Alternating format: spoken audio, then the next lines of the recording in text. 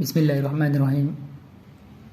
Assalamu alaikum students, this is Mohammad Tayyab and you are watching my YouTube channel. Students, today we will discuss exercise 6.1 and class 9 SIN textbook board. This is my lecture number 1. Question number 1 आपके पास है solve the following equations. आपको कुछ linear equations दी गई है और आपको ये कहा गया है कि आप उन्हें सोल्व करें. तो सबसे पहले हमारे पास है 1/4 x इज इक्वल टू 5. तो इससे पहले सोल्व करने से पहले मैं कुछ बेसिक चीज़ें बता देता हूँ जो आपने प्रीवियस क्लासेस में पढ़ रखी हैं. जैसे आपने प्रीवियस क्लासेस में देख रखा है कि प्लस अगर कोई साइन या प्लस का हो तो इक्वल के उस तरफ वो माइनस हो जाता है, और इसी तरह अगर कोई साइन या माइनस हो तो इक्वल के उस तरफ जाके ये प्लस हो जाता है. एंड अगर कोई साइन मल्टीप्लाई का हो तो इक्वल के उस तरफ जाके डिवाइड हो जाता है, और इसी तरह डिवाइड हो तो इक्वल के उस तरफ जाके मल्टीप्लाई हो जाता है. तो ये चार साइंस जो हैं ये आपने प्रीवियस क्लासेस में पढ़ रखे हैं. तो लीनियर इक्वेशन हम स्टडी करेंगे आज. और लीनियर इक्वेशन क्या होती है? लीनियर इक्वेशन एक ऐसी इक्वेशन को कहा जाता है जिसकी सबसे हाईएस्ट पावर 1 हो. लीनियर इक्वेशन यानी for example x plus 2 is equal to 0, ये एक लीनियर इक्वेशन है जिसमें x की पावर 1 है. और इक्वेशन इसलिए क्योंकि यहाँ इक्वल का साइन आ रहा है, इक्वल की वजह से ये इक्वेशन है. और इसको हम यूं भी कह सकते हैं कि ये फर्स्ट डिग्री इक्वेशन है. फर्स्ट डिग्री इक्वेशन है ये. तो फर्स्ट डिग्री का डिग्री किसे कहते हैं कि जो सबसे हाईएस्ट पावर होती है उसे डिग्री कहा जाता है. तो याद रखिएगा फर्स्ट डिग्री इक्वेशन है तो इसके रूट भी फर्स्ट एक ही आएगा, यानी कि रूट कहते हैं आंसर को. तो लीनियर इक्वेशन के जो आंसर आएंगे वो हमारे पास एक ही होंगे. क्लियर? अच्छा, उसके बाद क्वेश्चन देख लेते हैं कि 1/4 x इज इक्वल टू 5. इस क्वेश्चन को सोल्व करते हैं कि ये क्या कह रहा है. 1/4 x इज इक्वल टू 5. तो स्टूडेंट्स अगर आप देखें कि ये 1 से x मल्टीप्लाई हो रहा है, बट ये जो 4 है ये डिवाइड हो रहा है.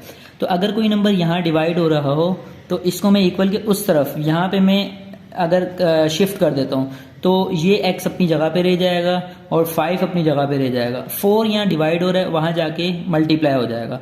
तो आप कह देंगे कि x is equal to 5 4 20. This is your answer. ठीक इसी तरह अगर हम क्वेश्चन नंबर 2 देखें तो वो हमारे पास कुछ ये है कि x/4 इज इक्वल टू -3. तो अगर आप यहाँ पर देखें कि 4 जो है वो x से डिवाइड हो रहा है. अच्छा, सोल्व द फॉलोइंग इक्वेशंस, इसका मतलब क्या होता है? इसका मतलब ये होता है कि आपके जो गिवन इक्वेशन है उसमें जो गिवन वेरिएबल है उसकी वैल्यू फाइंड आउट करना. जैसे यहाँ पे वेरिएबल x गिवन है तो इस x की वैल्यू को फाइंड आउट करना.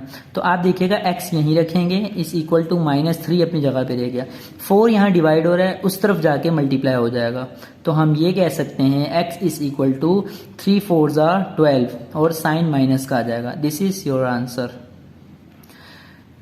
स्टूडेंट्स इसी तरह हम क्वेश्चन नंबर 3 देख लेते हैं. क्वेश्चन नंबर 3 क्या है हमारे पास? क्वेश्चन नंबर 3 आपके पास है -5 इज इक्वल टू -x/6. तो स्टूडेंट्स ये देखिएगा, ये सिर्फ आपके पास नंबर जो है एक्चुअल में हर जगह नंबर लेफ्ट साइड पे आपको जो अननोन वेरिएबल होता है वो लेफ्ट साइड पे दे दिया जाता है और आप वेरिएबल फाइंड कर लेते हो.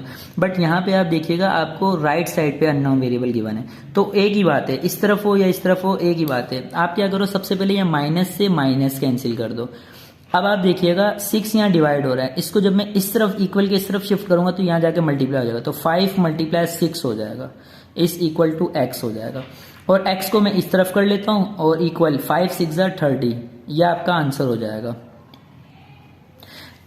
सेम ऐसे ही हमारे पास क्वेश्चन नंबर 4 है. क्वेश्चन नंबर 4 हमारे पास क्या है कि -x/8 इज इक्वल टू -5. तो आप दोनों तरफ अगर माइनस माइनस के साइन नजर आ रहे हो तो आप माइनस से माइनस कैंसिल कर दीजिएगा. उसके बाद x इज इक्वल टू 5 अपनी जगह पे रहा, 8 यहाँ डिवाइड हो रहा है, उस तरफ जाके मल्टीप्लाई हो जाएगा. तो आप ये कह सकते हो कि x इज इक्वल टू 5 8 40. यह आपका आंसर है. उसके बाद हम क्वेश्चन नंबर 5 देखते हैं. क्वेश्चन नंबर 5 आपके पास क्या गिवन है? क्वेश्चन नंबर 5 ये है कि y - 2/5 इक्वल -1/3. तो आपको यहाँ पे जो अननोन वेरिएबल है वो y है. y इज अननोन वेरिएबल, ये आपको फाइंड आउट करना है. तो ये 2/5 एक पूरा नंबर है जो यहाँ माइनस हो रहा है y के साथ. तो मैं y यहीं रहने देता हूँ, -1/3 यहीं रहने देता हूँ. ये यहाँ माइनस हो रहा है, जब इसको मैं राइट साइड पे शिफ्ट करूंगा तो यहाँ जाके ये प्लस हो जाएगा 2/5. देन उसके बाद जब भी आपके पास कोई दो नंबर फ्रैक्शन में हो, यानी एक नंबर ऊपर एक नंबर नीचे, न्यूमरेटर और डिनोमिनेटर, इस नंबर्स को हम कहते हैं फ्रैक्शन। और जब भी आपके पास कोई दो फ्रैक्शन हो और बीच में साइन प्लस हो या माइनस हो तो आप हमेशा एलसीएम की तरफ चले जाओगे। तो इसका एलसीएम लेने का क्या तरीका है, जरा एलसीएम लेना सीख लें। आप क्या करेंगे, एक लाइन लगाएंगे और नीचे जो दो नंबर है दोनों को मल्टीप्लाई कर देंगे, 5 3 ज़ा 15। देन उसके बाद क्रॉस मल्टीप्लिकेशन की तरफ चले जाइएगा, 5 1 ज़ा 5 और माइनस का 5 आएगा। इसके बाद प्लस का साइन, 3 2 ज़ा 6। देन इसको मैं इस तरफ कर देता हूँ, implies that y is equal to, अब 6 में से 5 माइनस करोगे क्योंकि प्लस माइनस माइनस होता है, और 6 में से 5 माइनस करोगे 1 बच जाएगा।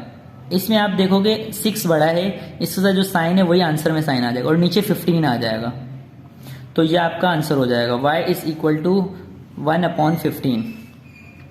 इसके बाद क्वेश्चन नंबर 6 की तरफ चलते हैं। क्वेश्चन नंबर 6 क्या कह रहा है, जरा देखिएगा।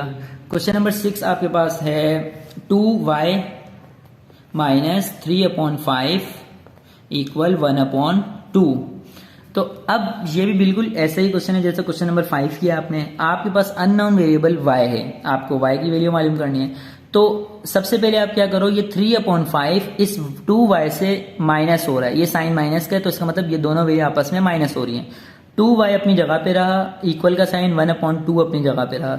ये 3/5 माइनस हो रहा है, जब इसको मैं राइट साइड पे शिफ्ट करूंगा तो ये प्लस हो जाएगा वहां जाके, तो ये हम कहेंगे प्लस 3/5। दोबारा वही बात हो गई कि जब दो नंबर फ्रैक्शन में और बीच में प्लस का साइन आ जाए तो आप एलसीएम ले लेते हैं। एलसीएम कैसे लेंगे, 2y अपनी जगह पे रहा, आपने क्या किया, नीचे वाले दोनों नंबर को मल्टीप्लाई कर दिया, 5 2 ज़ा 10। उसके बाद क्रॉस मल्टीप्लिकेशन की तरफ चले गए, 5 1 ज़ा 5 प्लस 2 3 ज़ा 6।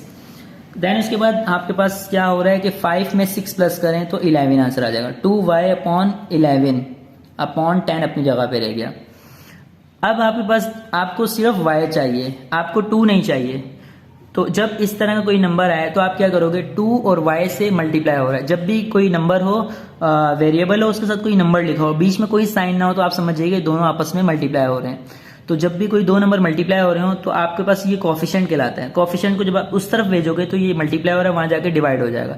तो आप कहोगे y is equal to 11 upon 10 को 2 से मल्टीप्लाई कर दोगे, 10 मल्टीप्लाई 2 हो जाएगा, क्योंकि 10 नीचे यहाँ जाके डिवाइड हो जाएगा। लेकिन जब नीचे वाले नंबर से आप 2 को नीचे लिखोगे तो नीचे वाले दोनों नंबर आपस में मल्टीप्लाई हो जाएंगे। तो जब नीचे वाले दोनों नंबर मल्टीप्लाई हो जाएंगे तो y का आंसर आपके पास आ जाएगा, ये इंप्लाइज दैट है, y का आंसर आपके पास आ जाएगा 11 अपॉन 2। 10 को 2 से मल्टीप्लाई किया, आंसर है 20। 11/20 आपका आंसर हो जाएगा क्वेश्चन नंबर 6 का। देन लास्ट क्वेश्चन करते हैं, क्वेश्चन नंबर 8 है। इसके बाद 7 जो है वो सेकंड टाइप का क्वेश्चन है, तो हम सबसे पहले ये जो सेम क्वेश्चन है वो कर लेंगे। तो y माइनस 2/5 इक्वल -1/3। ये क्वेश्चन नंबर 8 है आपके पास एक्सरसाइज 6.1 का। इसको सोल्व करते हैं। ये क्या है कि आपके पास y 2/5 माइनस हो रहा है y से, जब इसको इस तरफ शिफ्ट करेंगे तो ये नंबर यहाँ जाके प्लस हो जाएगा। तो आप पहले इक्वल लिखोगे और जो नंबर यहाँ लिखा है वो अपनी जगह पे रह जाएगा, वो चेंज नहीं होगा। ये माइनस वहां जाके प्लस हो जाएगा, 2/5। अब y इज इक्वल टू, अब ये अगेन एलसीएम ले लेंगे। तो एलसीएम कैसे लेंगे, 5 को 3 से मल्टीप्लाई किया तो 15 आ गया, 5 को 1 से मल्टीप्लाई किया तो -5 आ गया, 3 को 2 से मल्टीप्लाई किया तो 6 आ गया। इम्प्लाइज दैट, मैं यही सोल्व कर लेता हूँ क्योंकि नीचे जगह कम पड़ रही है। तो y इज इक्वल टू 6 में से जब 5 माइनस करोगे तो आप 1 आंसर मिलेगा आपको, और नीचे 15 आ जाएगा। अच्छा ये तो जगह थी यहाँ पे, खैर। तो y का आपके पास आंसर आ जाएगा 1/15। तो स्टूडेंट्स आई होप आपको ये क्वेश्चन समझ आए होंगे। इस तरह के मजीद क्वेश्चंस देखने के लिए आप मेरी वीडियो देखते रहिएगा। दुआओं में याद रखिएगा। अल्लाह हाफिज़।